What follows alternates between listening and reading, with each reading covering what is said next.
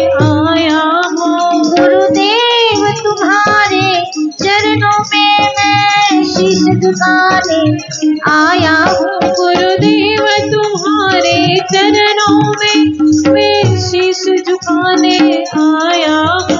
अब पार करो या ना करो, अब पार करो या ना करो, गुरुदेव मर्जी तुम्हारी है। अब पार करो या ना करो, गुरुदेव तुम्हारी मर्जी है।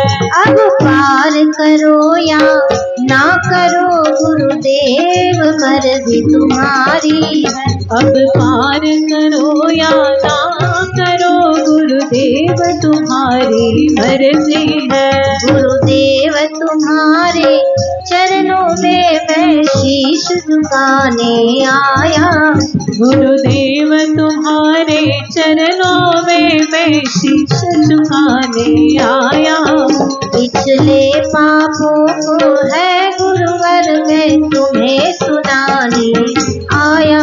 पिछले पापों को है गुरुवर मैं तुम्हें सुनाने आया। जय जय गुरुदेव बोलो, जय जय गुरुदेव। जय जय गुरुदेव बोलो, जय जय गुरुदेवा। जय जय गुरुदेव बोलो, जय जय गुरुदेव। जय जय गुरुदेव बोलो, जय जय गुरुदेवा। जय जय गुरुदेव बोलो, जय जय गुरुदेवा। जय जय गुरुदेव बोलो, जय जय गुरुदेवा। जय जय गुरुदेव बोलो, जय जय गुरुदेवा। जय जय गुरुदेव बोलो, जय जय गुरुदेवा। जय जय गुरुदेव बोलो, जय जय गुरुदेव। जय जय गुरुदेव बोलो, जय जय गुरुदेवा। जय जय गुरुदेव बोलो, जय जय गुरुदेवा। जय जय गुरुदेव बोलो, जय जय गुरुदेवा। दोनों हाथ ऊपर करके जय जय गुरुदेव बोलो, जय जय गुरुदेवा। जय जय गुरुदेव बोलो, जय जय गुरुदेवा। जय जय गुरुदेव बोलो, जय जय गुरुदेवा। जय जय गुरुदेव बोलो, जय जय गुरुदेवा। जय जय गुरुदेव बोलो, जय जय गुरुदेवा। जय जय गुरुदेव बोलो, जय जय गुरुदेवा। जय जय गुरुदेव बोलो, जय जय गुरुदेवा। जय जय गुरुदेव बोलो, जय जय गुरुदेवा। जय जय गुरुदेव बोलो, जय जय गुरुदेवा। जय जय गुरुदेव बोलो, जय जय गुरुदेवा। जय जय गुरुदेव बोलो, जय जय गुरुदेवा।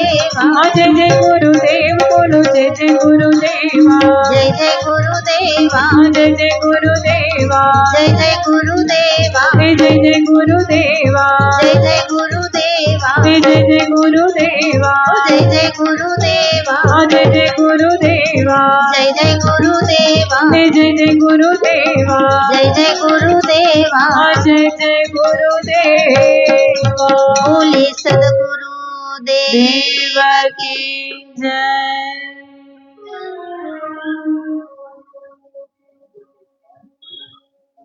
बंदव गुरुपद पदुम परागा। ગુરુ ચરણની વંદના કરી ગુરુ ચરણ રજનું અંજન પોતાના દ્રષ્ટિમાં લગાડી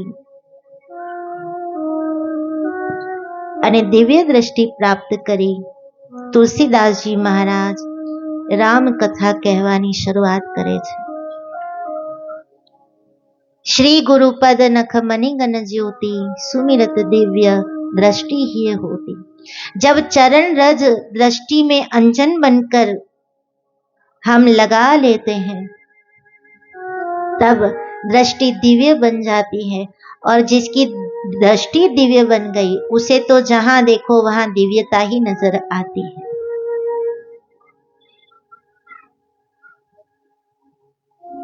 जगत के रंग क्या देखे तेरा दीदार काफी है।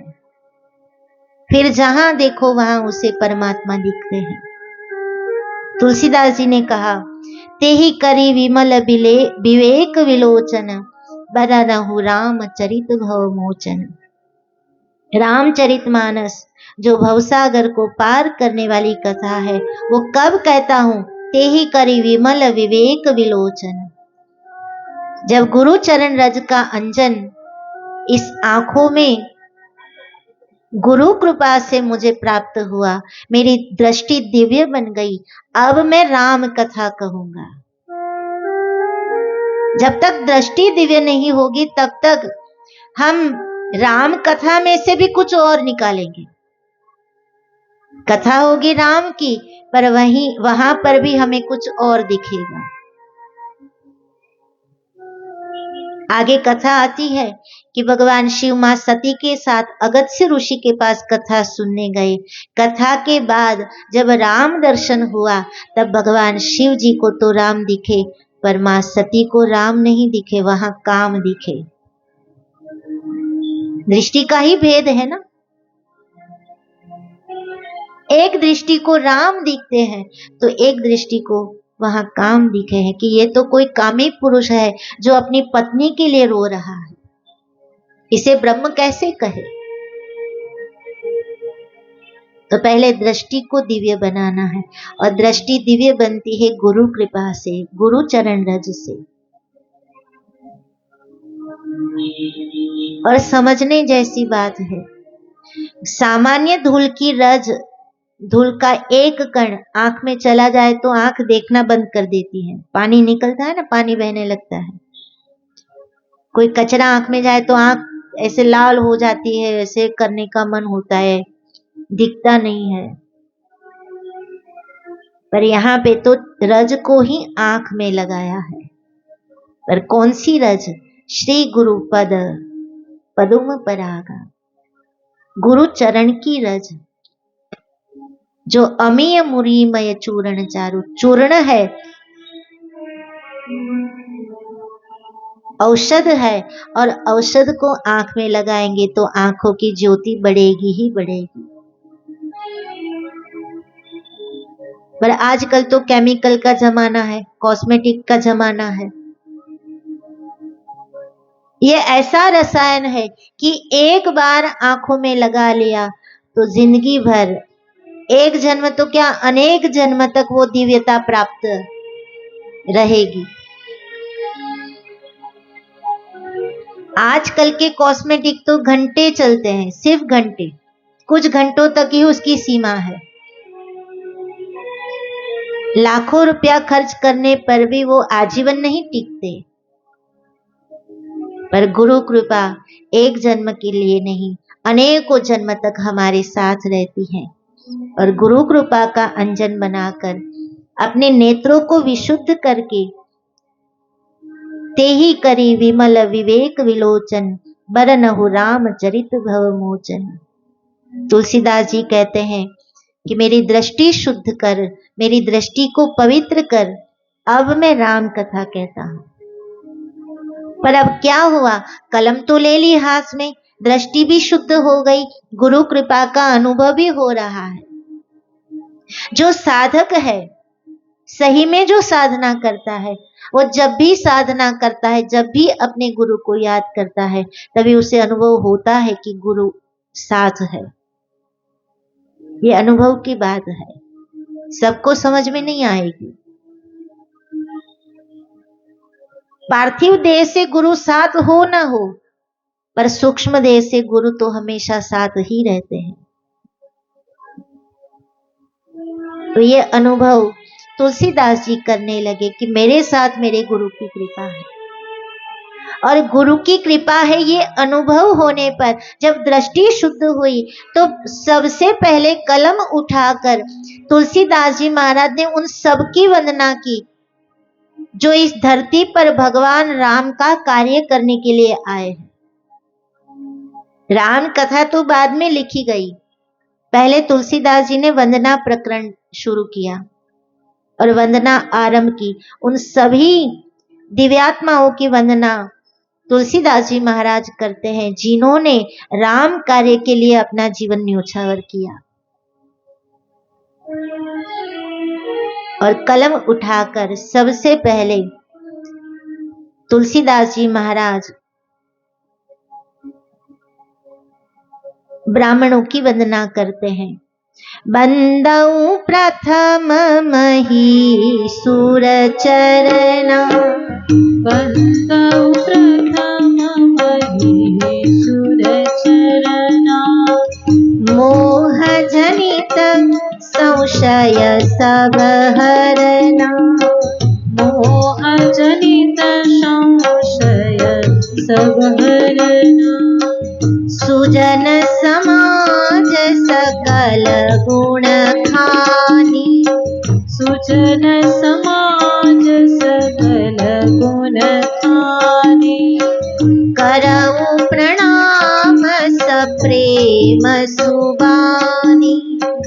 करऊ प्रणाम सप्रेम सुबानी। सबसे पहले ब्राह्मणों की वंदना की।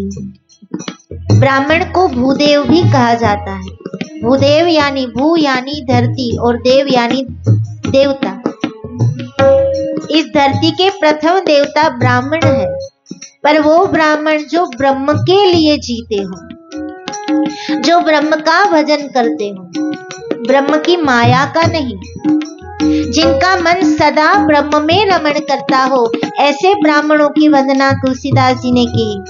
सज्जन समाज की वंदना की और फिर साधु चरित शुभ सरिस कपासु। साधु चरित शुभ सरिस कपासु। निरश विशद गुणमय फल जासु। श्री राम जय राम जय जय राम। जो सही दुख पर क्षीद्र दुरावा।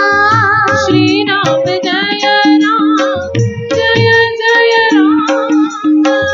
वंदनीय जेहि जग जश पावा। श्री राम जय राम जय जय राम। साधु चरित शुभ सरिस कपासु। साधु चरित शुभ सरिस कपासु। पूरे साधु समाज की वंदना तुलसीदास जी ने की है।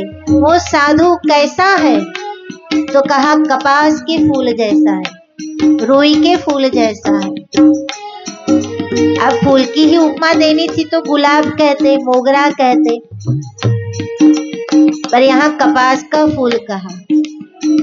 अब कपास के फूल में ना सुगंध है, ना सुंदरता है,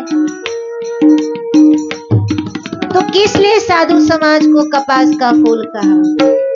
तो तुलसीदास जी कहते हैं कि गुलाब में रंग है, रूप है, गंध है। भले ही कपास में रूप ना हो, रंग ना हो, गंध ना हो, पर कपास का फूल श्वेत है। और श्वेत यानी सत्व, सत्य। साधु वही है जो सत्य धारण करता हो। साधु वही है जो श्वेत हो। श्वेत मानी किसी भी प्रकार की मिलावट जिसमें ना हो, जो एक रंगा हो, कोई भी दाग ना हो जिसके जीवन में, वो साधु है। साधनोति पर कार्याणि इति साधु। साधु की व्याख्या की, साधनोति पर कार्याणि, अपने लिए जिए नहीं पर साधनोति, दूसरों के कार्य के लिए, पर कार्य के लिए परोपकारी बनकर जो जिए वो साधु है। और ऐसे साधु समाज की, और यहाँ ये नहीं बताया कि साधु भगवा पहने हुए हैं, साधु धोती पहने हुए हैं, पर जो दूसरों के लिए जीता हो वो पैंट में भी साधु है। जो परोपकार के लिए जीता हो वो साड़ी में भी साधु है। दूसरों के दुख दूर करने के लिए अपने जीवन का समय, संपत्ति और सद्विचार जो न्योछावर करता हो वो सब साधु है। और ऐसे साधु समाज की वंदना तुलसीदास जी करते हैं। यहाँ ये नहीं कहा कि भगवा कपड़ा पहने हुए साधु समाज की मैं वंदना करता हूँ।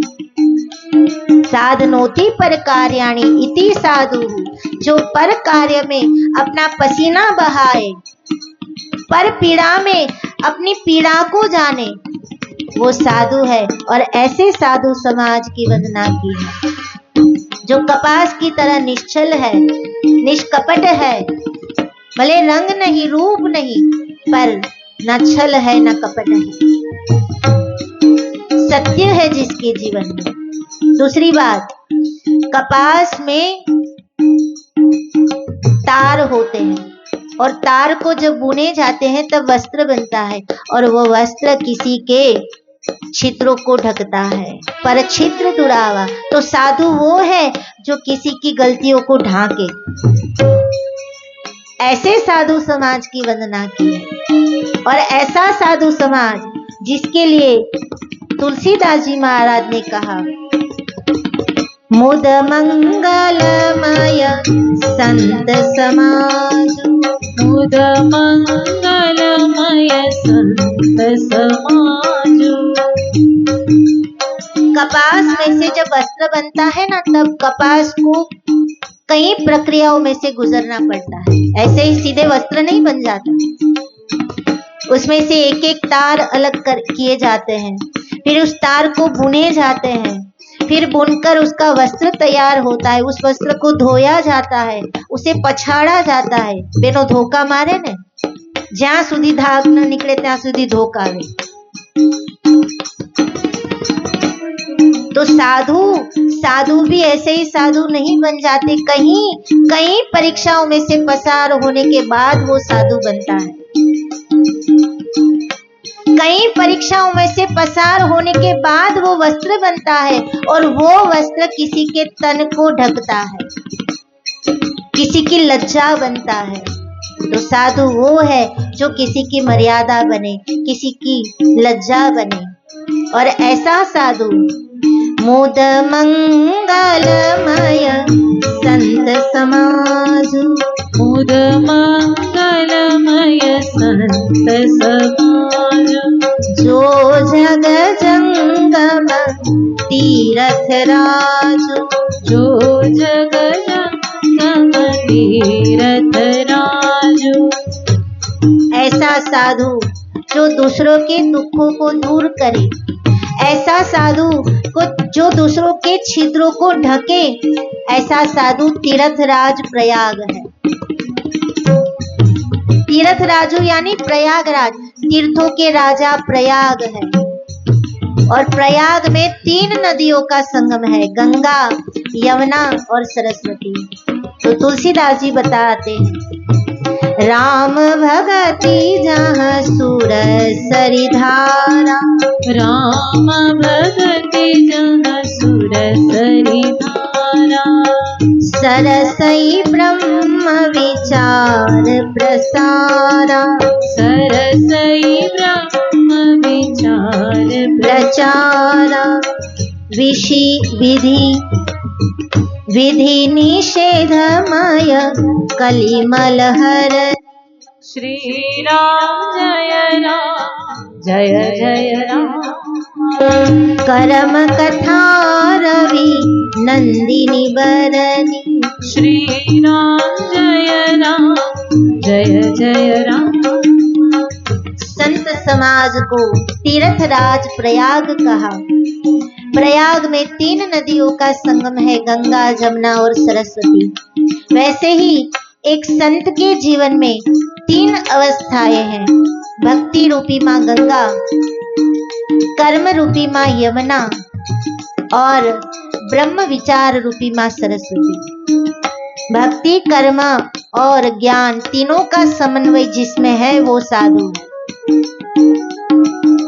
जिनकी भक्ति, जिनके कर्म और जिनका ज्ञान एक दिशा में ही हो, बोले कुछ करे कुछ और दिखाए कुछ, वो साधु नहीं है। पर जिनका बोलना, जिनका चलना, जिनका कर्म सब एक समान, जैसा बोले वैसा ही करे, जैसा करे वैसा ही रहे, वो साधु है। और ऐसा साधु तीर्थों के राजा प्रयाग के समान है। ऐसे मुद मंगलमय तीर्थराज को मैं प्रणाम करता हूँ। मोद यानी आनंद और मंगल यानी मंगल करने वाले। वो साधु है जिनके पास जाने से अनायास आनंद की अनुभूति हो। कुछ मांगना न पड़े, कुछ बोलना न पड़े, पर आप बाजू में बैठो कि तुरंत आनंद की अनुभूति हो। घણા લોકો પ્રશ્નો કરે કે સાચા સાધુને ઓળખવા કઈ રીતે, सच्चे साधु को पहचाने कैसे। तो बहुत बड़ी पहचान तुलसीदास जी ने बता दी कि जिसके पास जाने से आनंद की अनुभूति हो, जिनके पास बैठने से हृदय में शांति का अनुभव हो, मान लेना कि वो सही साधु है। मोद यानी आनंद और मंगल यानी मंगल करने वाले ऐसे संत समाज, साधु समाज की वंदना की, जहां भक्ति भी है। राम भगति जहां सुर सरी धारा, राम की भक्ति है। माँ सरस्वती के रूप में ब्रह्म विचार है और माँ रवि नंदिनी बरनी, रवि नंदिनी यानी सूर्य पुत्री माँ यमुना, माँ कालिंदी, कालिंदी कर्म की धारा है और कर्म कभी दिखता नहीं है। कर्म तभी श्रेष्ठ होता है जिसे दिखाना नहीं चाहिए। हम तो कुछ दान देंगे तो भी दिखाएंगे मैंने दान किया, कोई अच्छा काम करेंगे तो भी दिखाएंगे मैंने ये किया, मैंने ये मंदिर बनवाया, मैंने ये बंगला बनवाया, मैंने ये किया, मैंने धर्मशाला बनवाई। पर माँ सरस्वती कभी दिखी नहीं। माँ यमुना बहती जरूर है, माँ गंगा बहती जरूर है, पर उनका लक्ष्य क्या है? सागर से मिलना।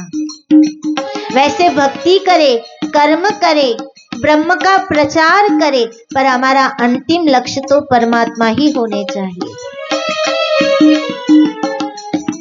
तो जहां भक्ति है, कर्म है, ब्रह्म विचार यानी ज्ञान है, तीनों का समन्वय है और जिनका लक्ष्य परमात्मा की प्राप्ति है, ऐसे संत समाज की वंदना तुलसीदास जी महाराज ने की है। मुद मंगलमय संत समाजो, मुद मंगलमय संत समाजो, जो जग जंगम तीरथ राजो, जो जग जंगम तीरथ राजो। साधु समाज की वंदना की। तुलसीदास जी महाराज ने यहाँ दुर्जनों को भी वंदन किया है। सज्जन को तो याद किया, सज्जनों की तो वंदना की, पर दुर्जनों को भी नहीं छोड़ा, उनकी भी वंदना की। क्योंकि जब तक दुर्जन नहीं तब तक सज्जन की कीमत कौन करेगा। कांच और हीरा दोनों साथ में रखे, पर जब तक कांच नहीं होगा तब तक हीरे की मूल्यता को कौन समझेगा।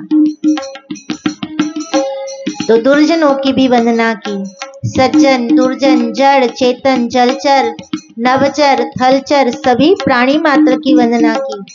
किन्नरों की वंदना की, गंधर्वों की वंदना की, यक्षों की वंदना की और सबकी वंदना करते करते करते करते करते तुलसीदास जी ने लिख दिया, सिया राम मय सब जग जानी, सिया राम मय सब जग जानी, करऊ प्रणाम जोरी जुग पानी, करऊ प्रणाम जोरी जुग पानी।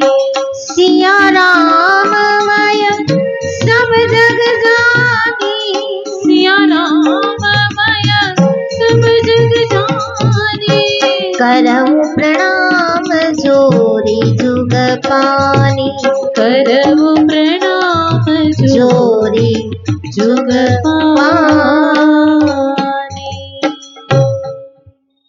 सज्जनों की वंदना की, दुर्जनों की वंदना की, जड़ की वंदना की, चेतन की वंदना की, पशु पक्षी सभी की वंदना करते करते तुलसीदास जी जब देख रहे थे सृष्टि को, तब लगा कि सृष्टि के कण कण में मेरे प्रभु श्री राम और मेरी माँ सीता विराजमान है। मैं किसकी वंदना करूं और किसकी ना करूं। और इसीलिए तुलसीदास जी ने वंदना प्रकरण में ये चौपाई लिखी, सिया राम मई सब जग जानी, करऊं प्रणाम जोरी जुग पानी। ये पूरा जगत सिया राममय है। जगत के प्राणी मात्र में मेरे सीताराम जी विराजमान है, मैं सबकी वंदना करता हूँ। ऐसा कौन है इस जगत में जो वंदन करने योग्य नहीं है? मैं बड़ा हूं तो मुझसे छोटे उम्र वालों की वंदना करता हूँ, मैं छोटा हूं तो मुझसे बड़ी उम्र वालों की वंदना करता हूँ, मैं ज्ञानी हूं तो विज्ञानी की वंदना करता हूँ, मैं विज्ञानी हूं तो अज्ञानी की वंदना करता हूँ। ऐसा कौन है इस जगत में जो प्रणाम करने योग्य नहीं है? जब दृष्टि शुद्ध हो जाती है तो पूरा जगत सिया राममय दिखता है।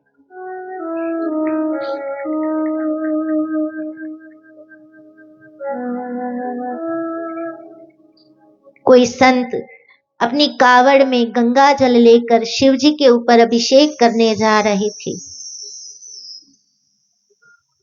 चलते चलते गंगा जल हाथ में है, शिव नाम मुख में है, जा रहे थे तो रास्ते में देखा एक गधा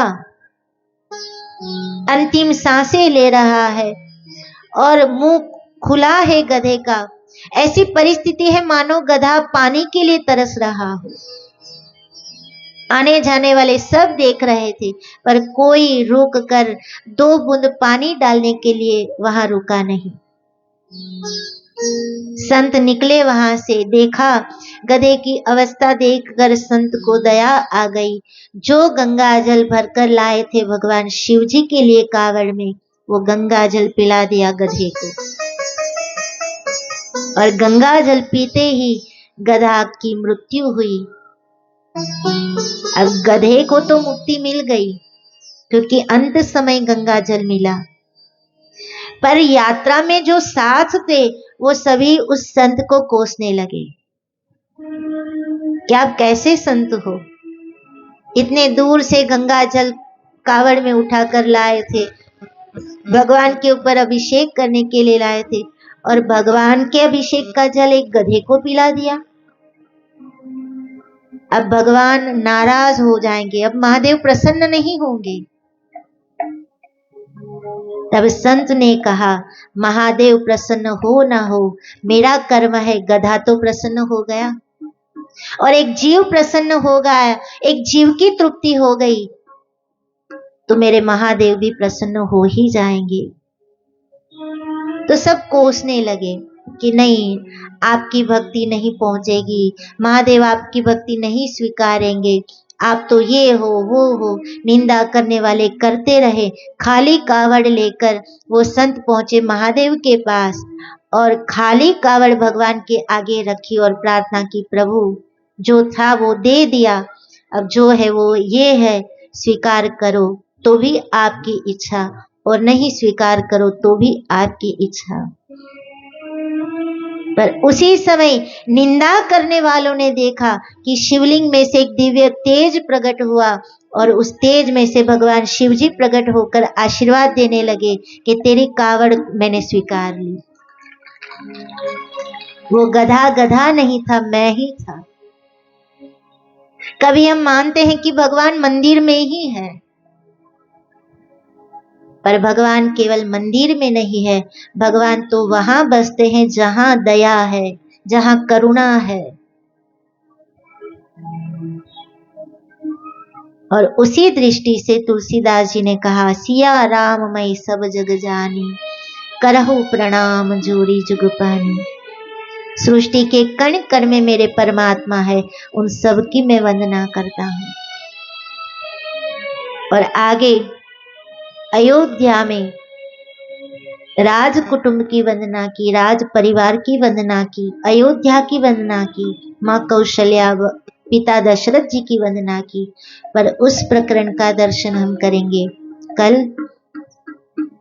आज के इस सत्र को यही विराम दे। भगवद नाम स्मरण के साथ इस सत्र को हम विराम देंगे। गुरुदेव तुम्हारी जय जय हो, गिरनारी तुम्हारी जय जय हो। गुरुदेव तुम्हारी जय जय हो, गिरनारी तुम्हारी जय जय हो। गुरुदेव तुम्हारी जय जय हो,